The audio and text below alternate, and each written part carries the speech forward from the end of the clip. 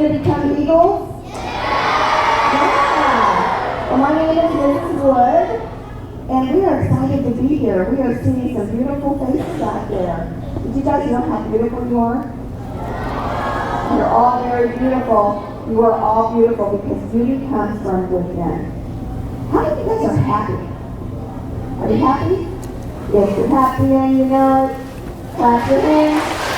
If you're happy and you know it. If you're happy and you know it, then your face will surely show it. If you're happy and you know it. That's right. If you're happy and you know it, stomp your feet. If you're happy and you know it, stomp your feet. If you're happy and you know it, then your face will surely show it. If you're happy and you know it, stomp your feet. Give you guys a round of applause for participating. We're going to talk about choices today. And choices are on you and you alone. Did you know that? You made your own choices. And our speaker is going to talk about that today. Because you have the ability to have a great future. You, every single one of you, all of you, are my future. Did you know that? Because you're going to be taking care of me when I'm old. I'm probably already old, what you guys are thinking, right? But you are the future. You're going to become our future leaders. You're going to become greatness. You're already great. And you already have those gifts inside of you. But you're going to become greatness. So I'm going to bring out Mr. Cicone. Mr. Prince, can you come on out? Give him a round of applause. How many of you guys play sports? Do you get trophies when you play sports? To accomplish something, right? Did you know that he has an award from the President of the United States? What is that award? The Presidential Lifetime Achievement Award. What does that mean? That award was given to me for recognition for the work that I've done in helping the community. Helping the community.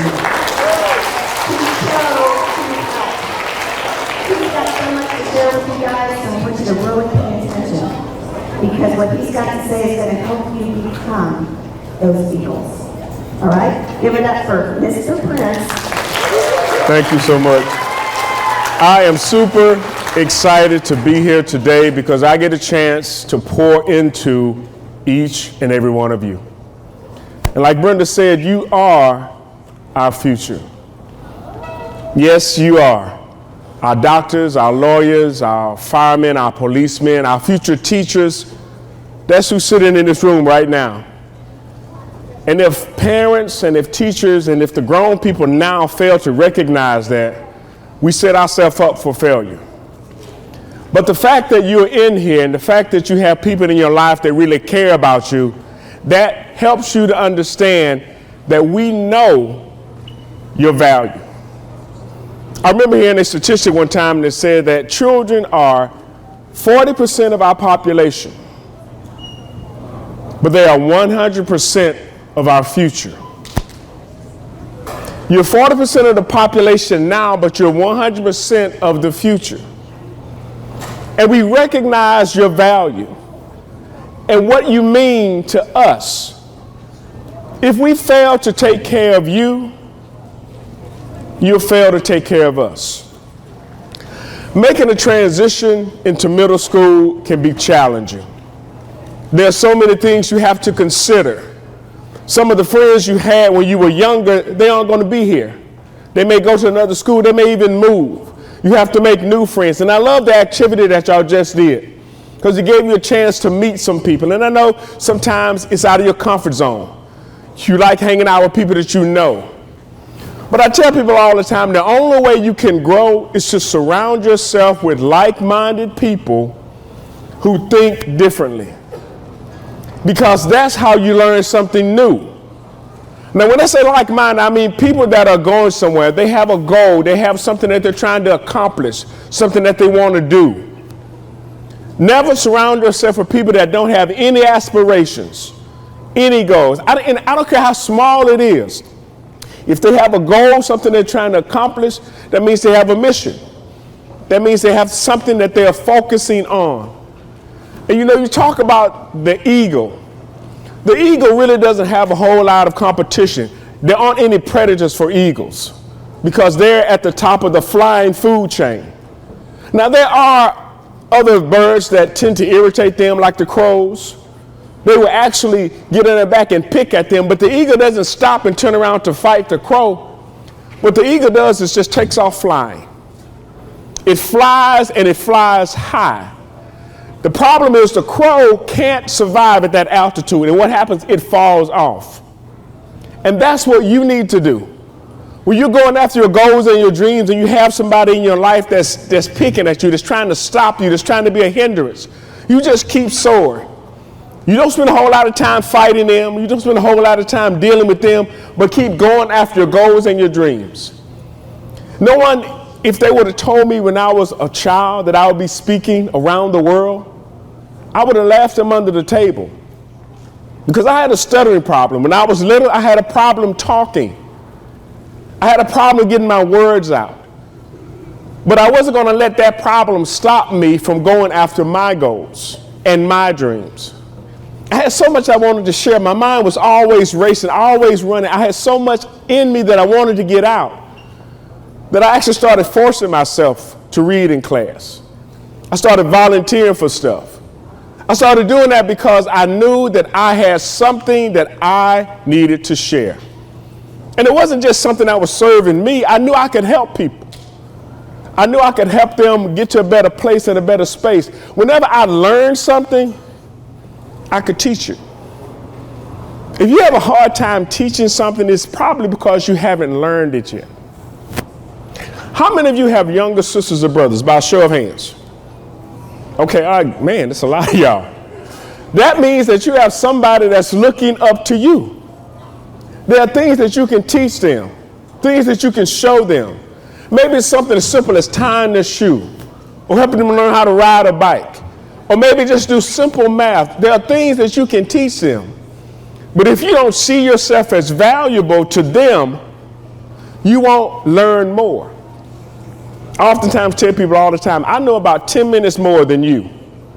Because I keep learning. I keep growing. But if I ever stop, somebody's going to pass me. But I'm not in competition with anybody but who I was yesterday. We talk about becoming the best you.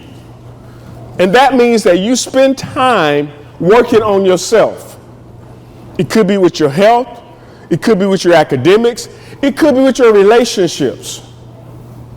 You can spend time becoming the best version of yourself. But not only that, but you're teaching somebody.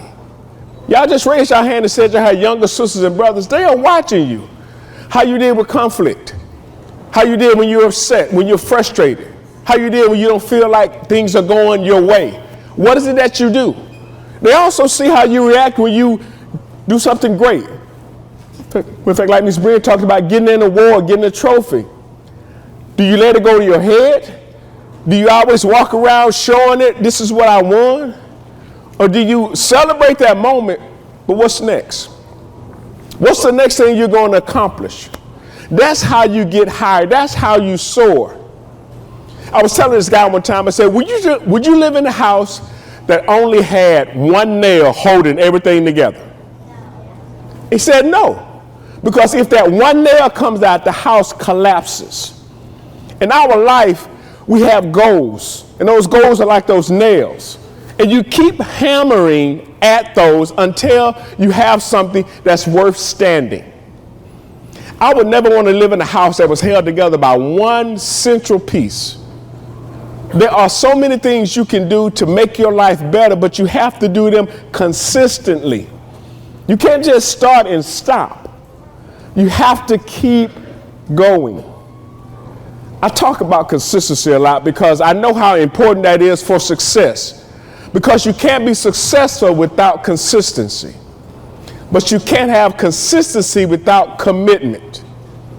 You have to commit to having a better life, to being a better person, to being an example to those around you. You have to commit to that because that commitment is what drives your consistency in doing it day in and day out, when it's popular and when it's not, when you feel like it and when you don't.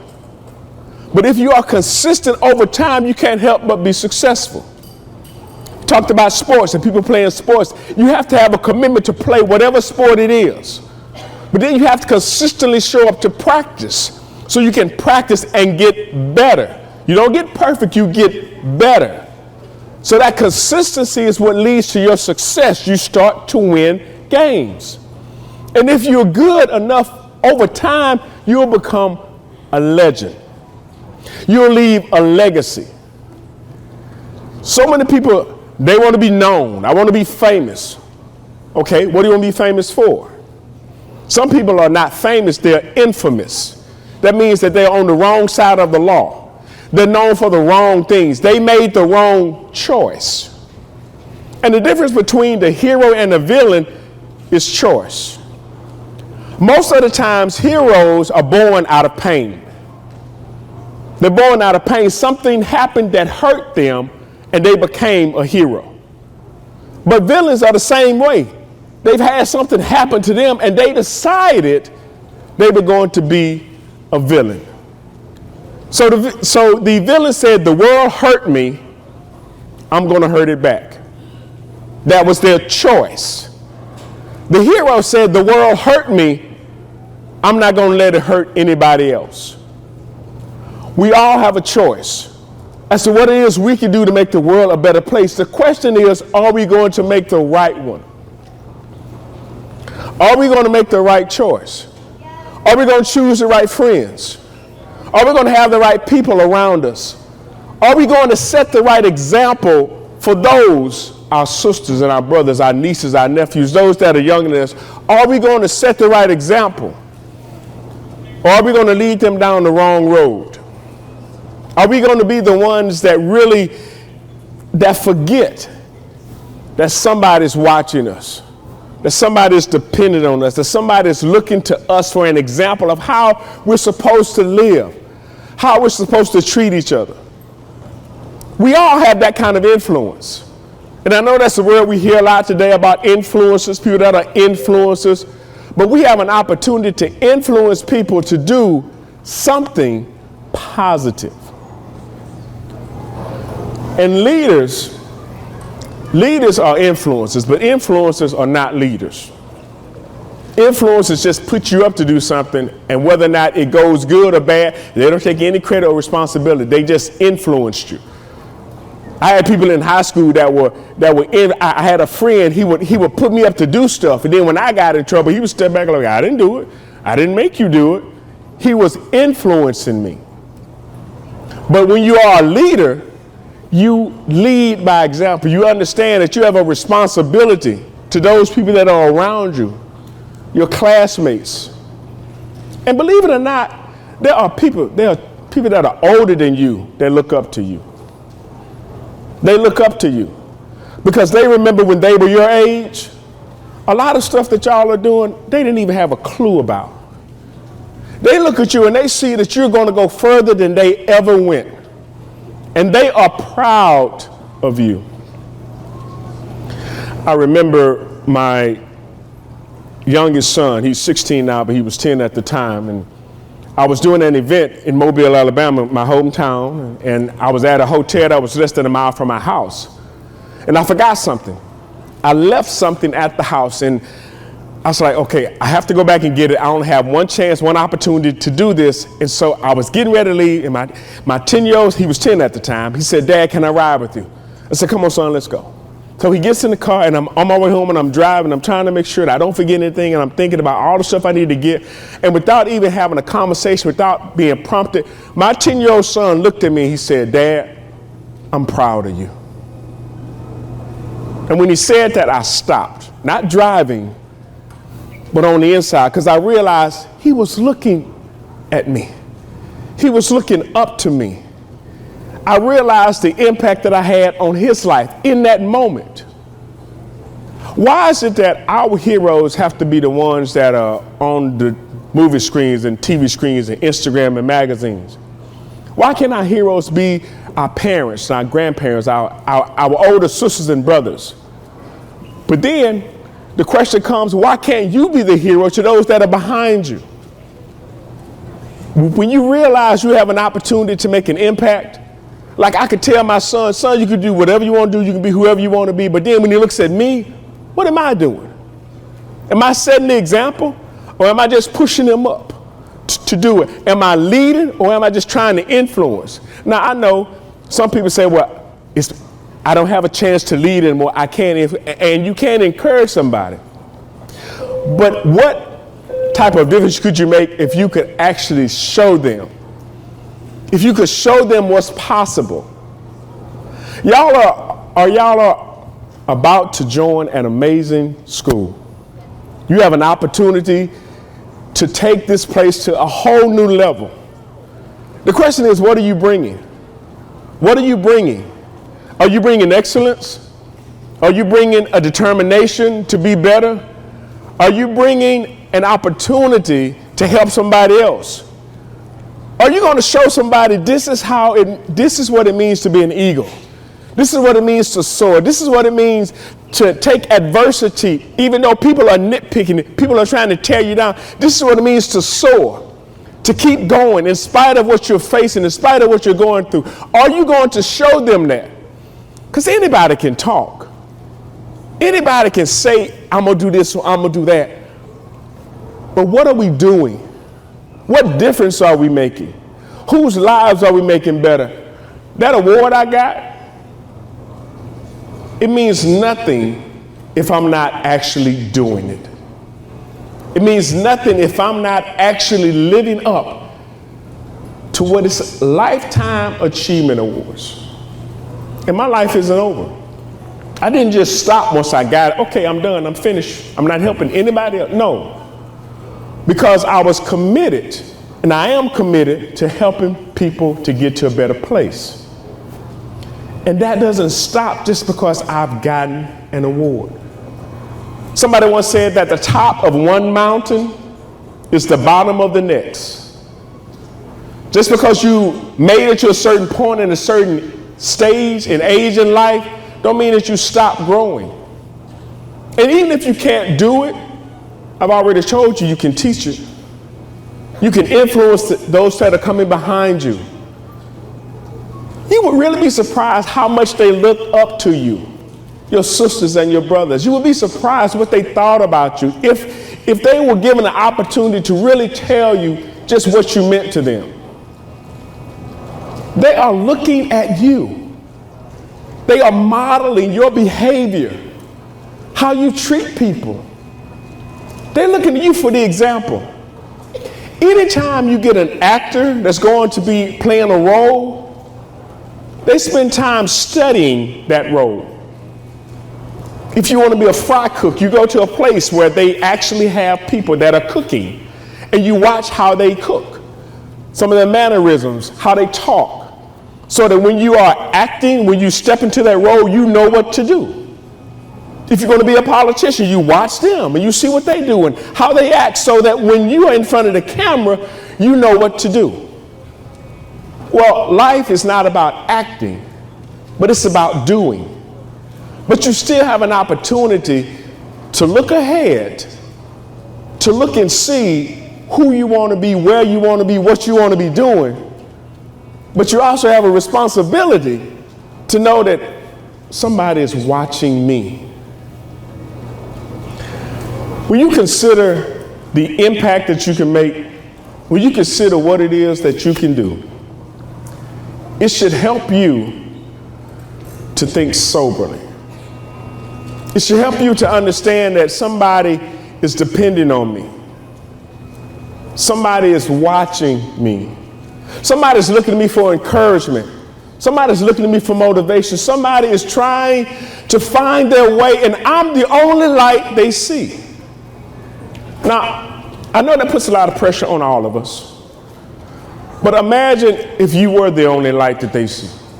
If you were the only person that was trying to do right. If you were the only person that was trying to help somebody else out. If you were the only person that was trying to stand up to a bully, to help somebody else. If you made the choice to be the hero. Be the hero in your own story. Be the hero in the story that you're living. Because that's what's going to make the difference in the lives of the people that are looking at you. Don't be the villain.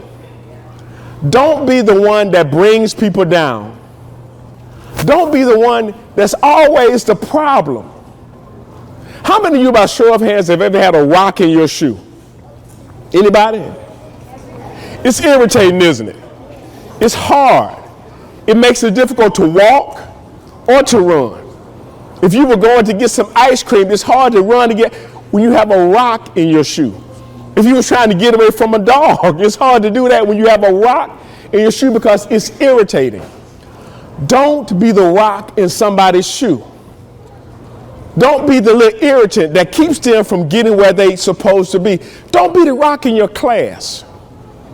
Don't be the thing that irritates the people, that causes them to not want to do better. If anything, you can have an opportunity to be the example, to be the encourager, to be the one that helps. And you know what? The teachers would appreciate you even more. First of all, they care about you because they're here. They're here helping you to become the best version of yourself. So they care about you, but they would appreciate you even more if you were to help them help other people. I was sharing with the group earlier about a question that I asked my former business partner. And the question was, if you were a business partner, would you want a partner like you? Now notice the wordings. I said, if you were a business partner, would you want a partner like you? And the reason I asked him that question was because he wasn't engaged in the business anymore. He had lost interest. And I had tried to get him involved. I had tried to give him more stuff to do, and yet he stopped doing it.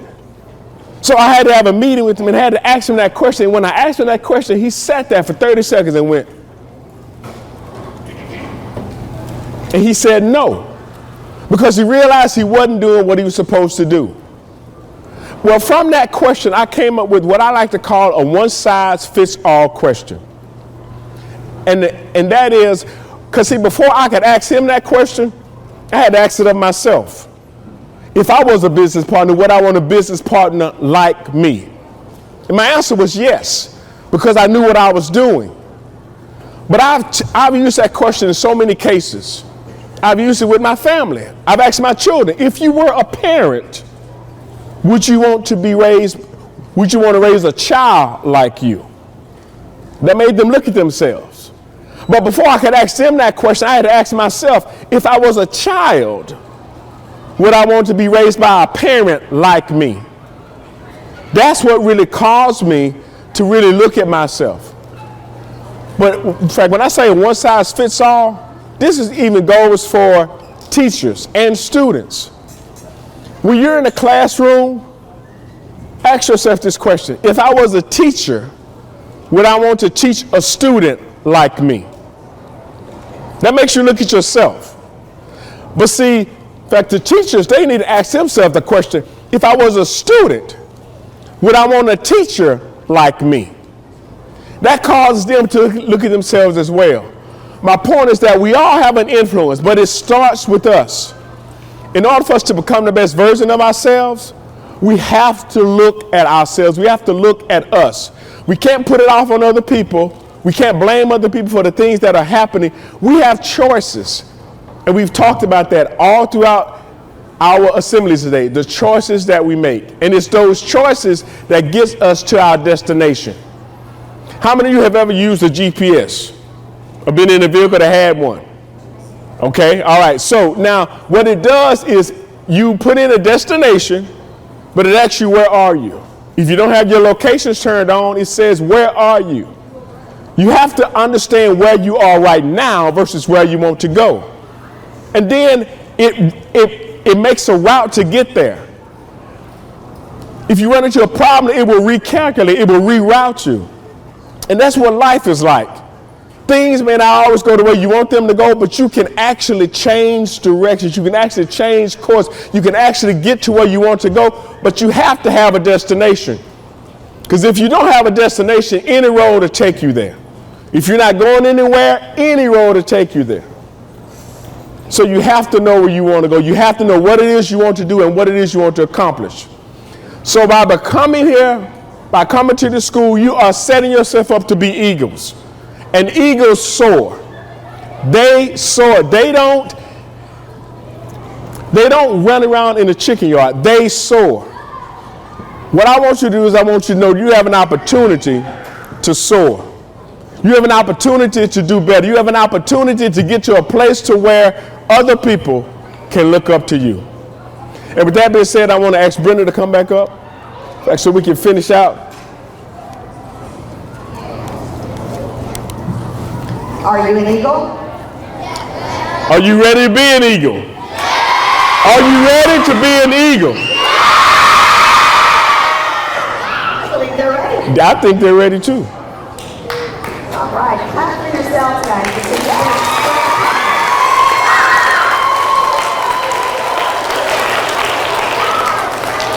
you guys know that Mr. Prince speaks all over the world? He doesn't speak just here in the United States. I think I mentioned that. Which means he sees many cultures. He sees many races.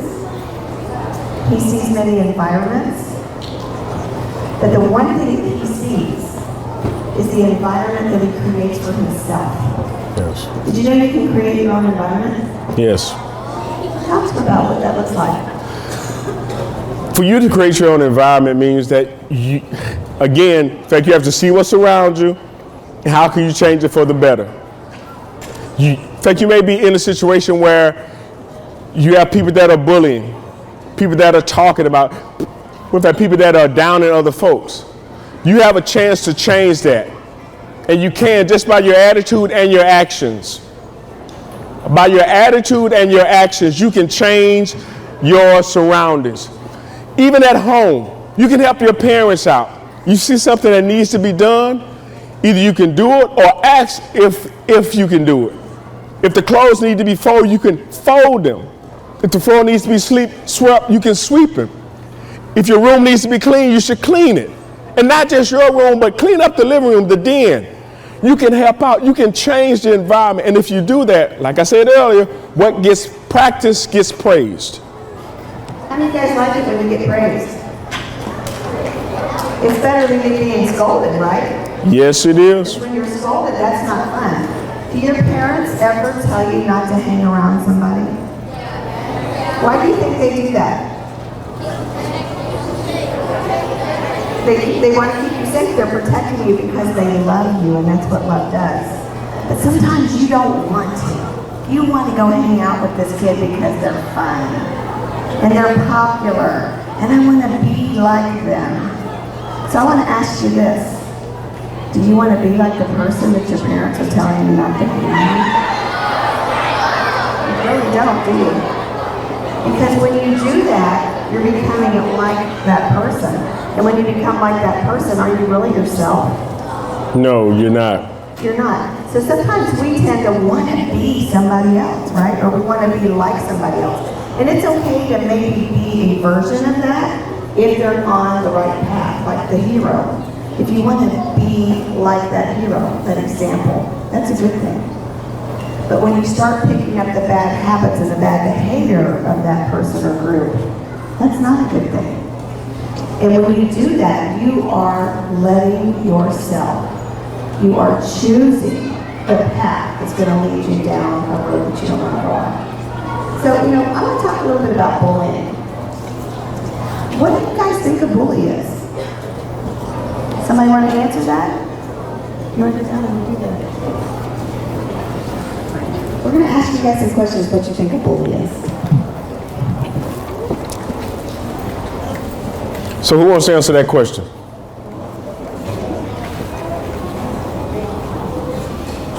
Stand up, stand up.